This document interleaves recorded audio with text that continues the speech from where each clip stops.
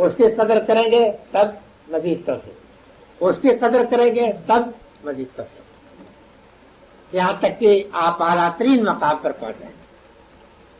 اعلیٰ ترین مقام پر پہنچ جانے کا مطلب یہ نہیں کہ خدا میں ضم ہو جائیں گے، بلکہ تب آپ کو نفس مطمئنہ کا مقام اور عالیت مرضیہ کر جائے جو قرآن مجید کے رس پر تو چلے۔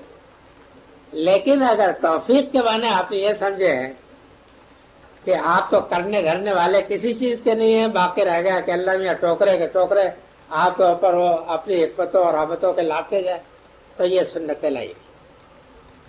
بہرحال اللہ تعالیٰ کے سنن سے واقف ہونا یہ ضروری ہے۔ یہ بات سمجھ لی آپ نے؟ مطلب کیا ہوا یہاں سے بات ہے؟ مطلب یہ ہوا کہ اس تمام کائنات میں جو اجداد ہیں ان تمام اجداد کے اندر توافق اس وجہ سے ہے کہ ایک عظیم قدرت قاہرہ جو ہے ان کو ایک عظیم مقصد کے لیے استعمال کرے۔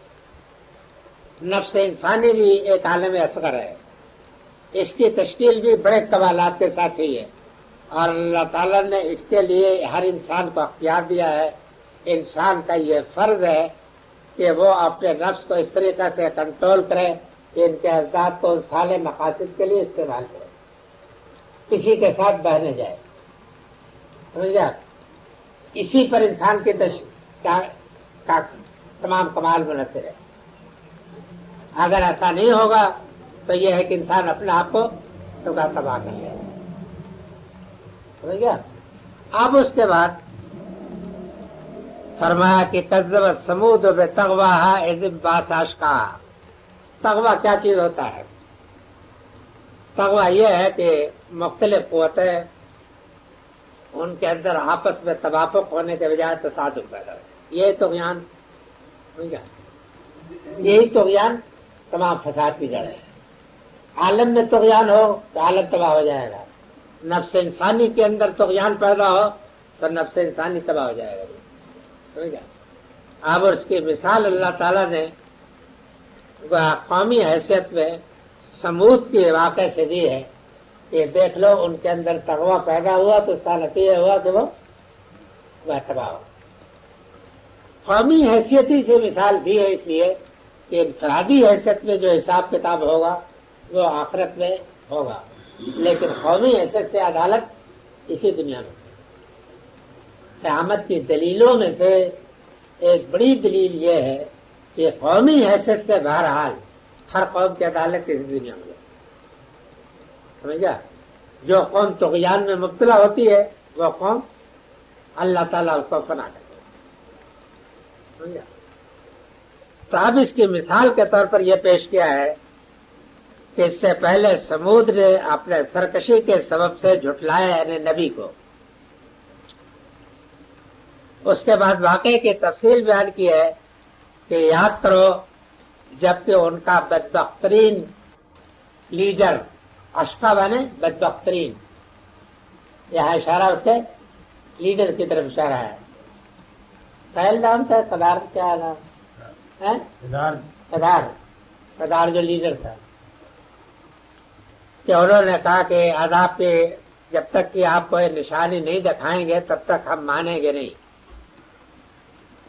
تو پیغمبر نے وہ نشانی معین کر دی کہ یہ اٹھنی کو عذاب کی نشانی سمجھو، اس کو اگر تم نے کوئی گزن پہنچایا تو عذاب آ جائے، اور ان کے امتحان کے لیے باری میں مقرر کر دی کہ گھاٹ پہ ایک دن پانی یہ پیے گی، ایک دن تم۔ اللہ وہ اس کو کہاں برداشت کر سکتے تھے؟ انہوں نے اپنے لیڈر سے فریاد کی کہ یہ دیکھو جی یہ کیا قید اس شخص نے آج کر دی، یہ تو ہم برداشت نہیں کرتے۔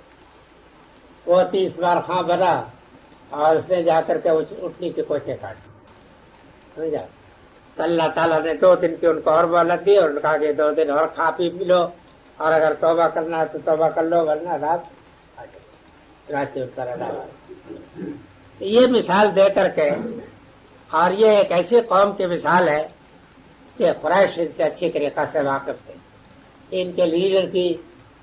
یہ آپ کو معلوم ہونا چاہیے کہ یہ ان کے لیڈر کے کارنامے کی تعریف نہیں کرتے۔ قریش کی شاعری میں اس بات کی مثال ہے کہ وہ یہ کہتے ہیں کہ اپنی قوم پہ ایسی بیڑا غرق کرنے والا ہے جو جیسا کہ کدار و خیل تھے سمود آدمی، یعنی وہ اتنے واقف تھے کہ اتنا ان کا شعور زندہ تھا قریش کا کہ جس طریقے سے کہ خیل و کدار نے بیڑا غرق کیا، یہ مثل مشہور رہی ہے ان کے یہاں بات کا۔ تو فرمایا کہ جب کہ وہ اٹھا ان کا بدبخت ترین لیڈر، تو رسول نے ان کو آگاہ کیا کہ خبردار، ناقۃ اللہ سقیا، فعل منصوب، لفظ جو ہے منصوب ہے، ناقۃ اللہ ہے، اس کے معنی یہ ہے کہ یہاں کوئی لفظ متنبع کرنے والا محذوف مانا جائے گا، سمجھا؟ یا کا یا ضرور یا اتقو کچھ محفوظ میں کہ بچو اللہ کی اٹھنی سے، اس کو یعنی گدن پہنچانے سے، اور اس کی باری سے اس میں مداخلت نہ کرو۔ لیکن انہوں نے نہیں مانا، اس کو جھٹلا دیا، تو اس کی کوچیں کاٹ دی۔ تب کیا ہوا کہ فدم